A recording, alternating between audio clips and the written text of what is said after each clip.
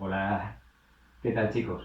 Aquí estamos con un vídeo para intentar repasar un poco con vosotros, un poco en conjunto lo que habíamos visto de configuración de un átomo, de notación de los elementos, cómo hacíamos la configuración electrónica, cómo funcionaba la ordenación de la tabla periódica y por fin lo que lo agrupaba todo, que era esa tabla, ¿verdad?, que os encantaba en los exámenes, en las que entra tanto notación como configuración del átomo, configuración electrónica y tabla periódica.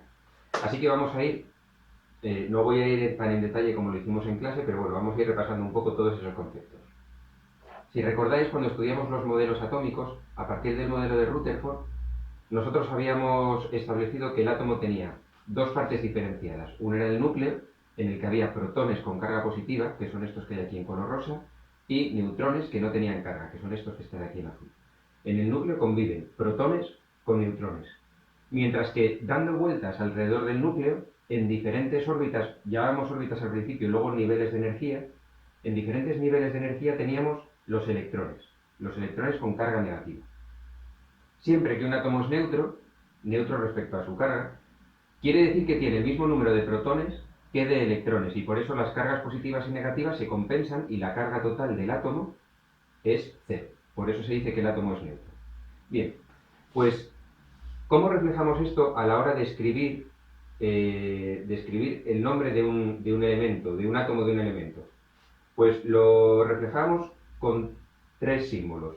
El primero, esta X, se correspondería con el símbolo que representa al elemento, al nombre del elemento. Por ejemplo, para el hidrógeno sería una H, para el azufre sería una S, cada elemento, sabéis, tiene su propio símbolo. Y luego utilizamos dos números, aunque aquí los representamos con letras, que son Z y A. Z es el número atómico y representa el número de protones que hay en el núcleo.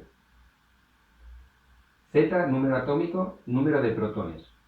¿Qué quiere decir esto? Si el átomo es neutro, habíamos dicho que tiene el mismo número de protones que de electrones, con lo cual, conociendo Z, conozco el número de protones, y si el átomo es neutro, ese número también es igual al número de electrones. Por otro lado, teníamos el número másico, que lo representamos con la letra A. Y ese número representa el número de elementos que hay en el núcleo, es decir, protones más neutrones. Con el número másico conocemos el número de protones y neutrones. Con el número atómico conocemos el número de protones y si el átomo es neutro, también el de electrones. De hecho, aunque el átomo no sea neutro. ¿Por qué? ¿Qué quiere decir que un átomo no sea neutro? Quiere decir que tiene o carga negativa o carga positiva. Cuando tiene carga negativa quiere decir que tiene electrones de más. Así que si por ejemplo nos dicen que un átomo tiene de carga 2 negativo, quiere decir que tiene 2 electrones de más. ¿Y qué pasa si tiene carga positiva? ¿Quiere decir que tiene protones de más? No exactamente, porque los protones, el número de protones de un átomo no va a cambiar. Los protones son siempre los que indican el número atómico. Lo que va a cambiar siempre es el número de electrones, es decir, si la carga es negativa tendrá electrones de más. Si la carga es positiva, quiere decir que le faltan electrones. Un átomo que tiene una carga 2 positivo quiere decir que le faltan 2 electrones, con lo cual el número de electrones será 2 menos de lo que indica el número atómico. Bueno, hasta ahí. Modelo del átomo, notación de un átomo, de un elemento concreto. Nos queda por ver dos cosas, configuración electrónica y tabla periódica.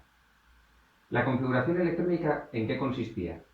Consistía en que cuando nosotros sabemos, a través del número atómico, por ejemplo, el número de electrones que tiene un átomo, tenemos que saber cómo se distribuyen esos electrones en los diferentes niveles de energía, niveles y subniveles.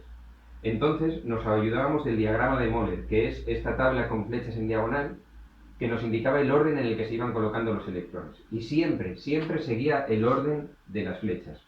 Empiezan colocándose los electrones en el nivel 1s, luego en el 2s, luego en el 2p, 3s, 3p, 4s, 3d, 4p, 5s, así sucesivamente hasta que haya colocado todos los electrones. Y este numerito que viene aquí, sobre las s viene un 2, sobre las p viene un 6, sobre las d viene un 10 y en las f un 14, indica el número máximo de electrones que puedo colocar en ese subnivel. Por ejemplo, en los subniveles de tipo S puedo colocar 2 electrones. En los de tipo P puedo colocar 6, en los de tipo D puedo colocar 10 y en los de tipo F puedo colocar 14. Esto es muy importante porque en función de cuántos electrones tenga en el último de todos los niveles, ese elemento va a tener unas propiedades químicas u otras. Y eso nos lleva a la tabla periódica. La tabla periódica es una forma de clasificar o de ordenar todos los elementos químicos que se conocen. ¿De qué manera están ordenados? Bueno, pues están ordenados en filas, de manera que siguen un orden creciente de número atómico. Empezaríamos por el hidrógeno. Este nos interesa. Por el hidrógeno, que tiene de número atómico 1, luego el helio, no sé si me va a caer aquí, que tiene de número atómico 2, el litio tiene 3, berilio tiene 4, y así sucesivamente. Boro tiene 5, carbono, nitrógeno, oxígeno, flúor, y así sucesivamente. Están en orden creciente de número atómico. ¿Por qué dejamos aquí un hueco? ¿Por qué no ponemos el boro justo aquí a continuación del berilio? Bueno, pues porque queremos que además de que en filas vayan en orden creciente de número atómico, queremos que en columnas coincidan aquellos elementos en cuya última capa, en cuyo último nivel, haya el mismo número de electrones. Por ejemplo, todos los de la primera columna, en el último nivel, tienen un único electrón, con lo cual su configuración electrónica, cuando la hagamos desarrollada, terminará en S1. Los de la segunda columna tienen 2 electrones en el último nivel, con lo cual su configuración electrónica terminará en S2.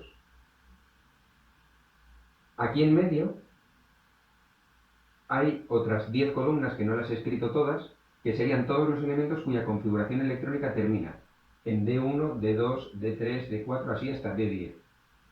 Y por último nos quedan estas 6 últimas columnas, que son las que terminan en P1, P2, P3, P4, P5 y P6. Así que, por filas, es orden creciente de número atómico, por columnas, misma configuración electrónica, o mismo final de la configuración electrónica, mismo número de electrones. Bueno, vamos a verlo ahora cuando hagamos un ejercicio. Mismo final de la configuración electrónica, es lo importante.